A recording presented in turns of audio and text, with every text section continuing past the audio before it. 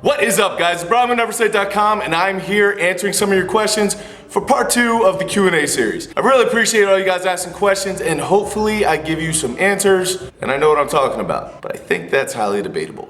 I don't know, though. I really don't know, though. I think I may try to show you guys some of my sets that I hit at my maximum effort lower day today. As I'm answering these questions, just working my way up to a PR. I don't know. We'll see if that turns out. All right, first question is from Issa, ISSA. Sorry, man. Anyway, the question comes from YouTube, and you probably know who you are, and I appreciate you asking. Issa asks if I know any tips for growing huge arms. Not really. You think I have huge arms? I don't know that I consider my arms huge. I'll tell you what my arms are. Sunburned. You can't even call it a farmer's tan, it's just a farmer's burn. Look how burnt I am right now. Interesting fact, I don't get tan. I just get different shades of red. You're welcome. Anyway, man, all that I can tell you is that I have not done direct arm work literally since high school. At least not for my biceps. I don't believe in curls. I don't think they really do a ton. The way my biceps got bigger were from weighted pull-ups, farmer's carries, heavy rows, and I don't know. I will say that I do some direct tricep work, but it's not to make them grow, it's strictly to make my press go up. I think the most important thing that you need to remember is that basic exercises build basic mass. So spending time on curls and tricep extensions really isn't going to put mass on your arms if huge arms is what you're looking for. If I were gonna try to make my arms bigger, I would be doing close grip bench press, farmer's walks, weighted pull-ups, rows, overhead presses, big movements, man. I certainly would not be spending time doing curls and tricep kickbacks. But I hope that helps you out, man. I do really appreciate you asking the question. So here we are at 430, which was my very last set before belting up. It moved very quickly, so I decided to make a 90-pound jump. Next question came from the bird on my T-Nation log, and he wants to know about the worst injury I've ever had. List is long, bro. For those of you who don't know, I have broken my back twice, which isn't nearly as cool as it sounds. The second time it happened was actually worse than the first, and my hip flexor kind of was paralyzed for a little bit because it herniated discs when it happened, and I guess they were pushing on a nerve that kind of deadened some of the muscles from my hip flexor, and so when I tried to raise my knee, my right knee I could bring all the way up, my left knee I literally could raise like this high. That was scary for a long time, and I would get really bad back spasms where it literally would kind of fold me. If I laid on my stomach and my back muscles, my lower lumbar section had a chance to contract, they would go into spasm, and that was terrible. That was bad. But when I was 18, I actually dislocated my kneecap. It shattered, my knee dislocated, leg folded in half, tore my MCL, PCL, patella tendon. Like I said, my kneecap shattered. The only thing that stayed intact actually was my ACL. That was pretty terrible.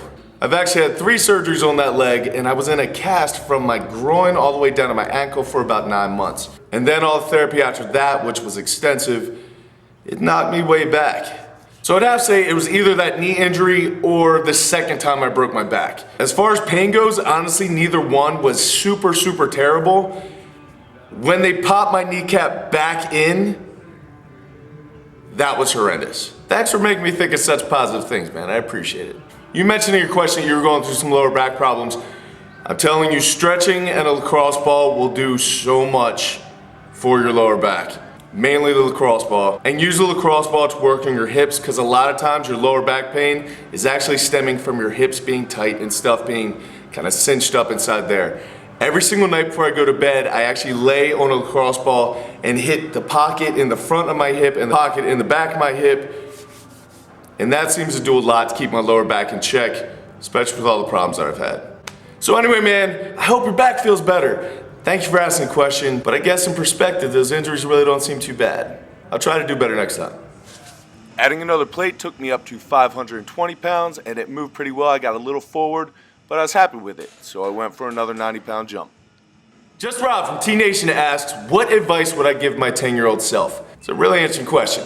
I can say without a doubt, the best advice that I could possibly give my 10-year-old self or my 36-year-old self is do something every single day that scares you. It doesn't need to be a massive thing. You just need to get outside of your comfort zone, because the sooner that you can become comfortable with being uncomfortable, the sooner a lot of things that hold you for hostage and steal parts of your life really lose their power over you. The world literally moves out of the way of people who know where they're going.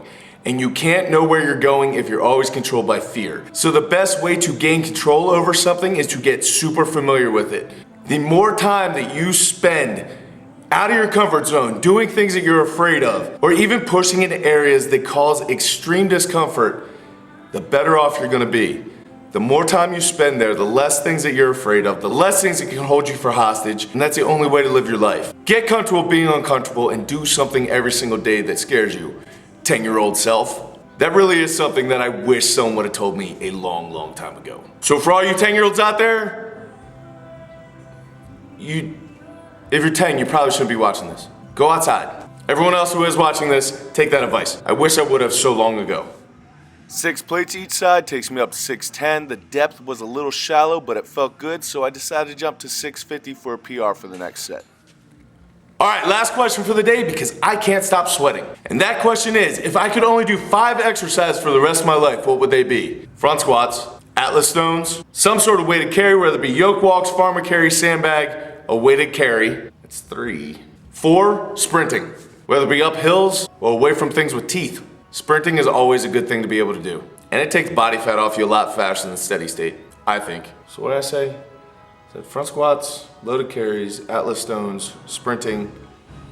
Probably wouldn't be any sort of press. Let's go with deadlift. Yep. Front squats, Atlas stone to shoulder, loaded carries, sprints, deadlifts. I'm totally gonna change this answer. I actually think I've changed this answer like 12 times in my life. But at this stage, right now, at 36 years old, that's my answer. Thanks for asking, brother. This brings us to the heaviest set of the day, which was 650, which is a 25-pound PR. I felt good about the depth. The weight moved really well. Really happy with this one. So there you guys go. There's part 2 of the Q&A series. I hope you guys enjoyed it.